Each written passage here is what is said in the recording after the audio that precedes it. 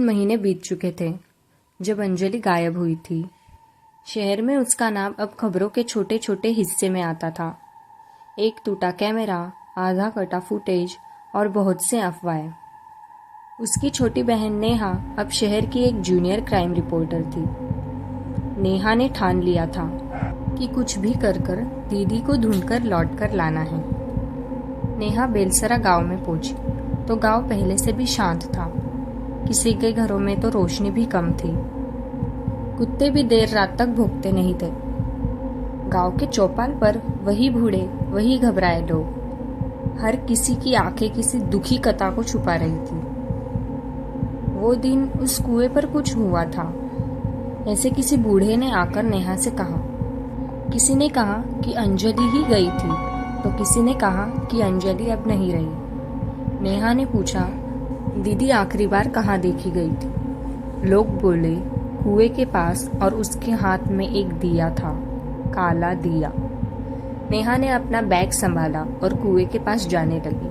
कुएं के पास पहुंचते ही नेहा को वही दिखा। 2 काले दिए अभी भी जल रहे थे और वहां एक नोटबुक पड़ी थी, अंजलि की नोटबुक।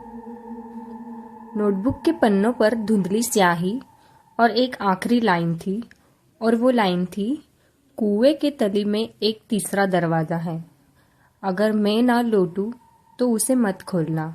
नेहा ने उस नोटबुक को बहुत बारीकी से पढ़ा। उसने गांव में और पूछताछ की। एक पुजारी, एक बुजुर्ग, तांत्रिक और एक किसान, जिसने कहा कि उसकी रातें बदल गई हैं। सभी का एक ही डर था कि दिया देखकर जो भी रहा, उसकी आंखें बदल गई हैं, ठंडी, काली, जैसे किसी ने रंग निकाल दिया हो। नेहा को एक दिन एक पुजारी ने अपने मंदिर के पुराने ग्रंथ दिखाए। ग्रंथ में लिखा था कि कुछ आत्माएं, जिन्हें भैरवी कहा जाता है, जो कि अपने प्रिय की आत्मा बांधकर दिए का रूप ले लेती हैं। दिया सिर्फ तेल और बाती नहीं, वो आत्मा की आग को थामने का माध्यम है, और अगर कोई जानबूझकर उस आग को बुझाने की कोशिश करे तो आग उसे अंदर खींच लेती है। सोचो कि आत्मा और इंसान का मिलन हो जाए। नेहा ने पूछा, तो क्या अंजलि ने दिया बुझाने की कोशिश की थी? पुजारी ने सिर झुकाकर कहा, कहते हैं उसने ही कैमरा से उस दिए को छुआ था और तभी सब बदल गया।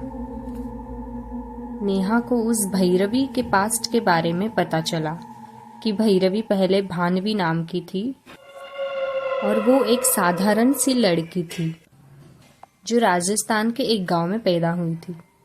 उसके अंदर जन्म से ही अजीब शक्तियां थी।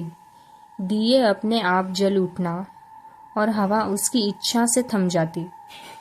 एक दिन एक तांत्रिक अवघड़नाथ ने उसकी शक्ति पहचान ली और उसे तंत्र विद्या सिखाई, और धीरे धीरे भानवी का नाम भैरवी बन गया। एक ऐसी साधिका जो भय को वश में कर सकती थी। लेकिन जब उसने अपनी प्रेमी राघव को बचाने के लिए तंत्र का उपयोग किया और वो किसी कारण की वजह से मर गया, तो गांव वालों ने उसे चुड़ैल बोलकर जिंदा जला दिया। मरते वक्त उसने कहा, मैं लौ बनकर लौटूंगी, और उसी रात कुएं के पास काला दिया अपने आप जल उठा। उसकी आत्मा उसी में बस गई और तब से हर अमावस को वो दिया फिर से जलता है। नेहा ने ये सब सुनकर उस कुएं के पास चली गई और नेहा ने रस्सी बांधी और कुएं में उतरना शुरू किया। रस्सी की हर आहट पर मिट्टी की खुशबू थी। नीचे एक अजीब ठंडक, जैसे कोई सांस फंसी हुई हो। दीवारों पर काले निशान थे।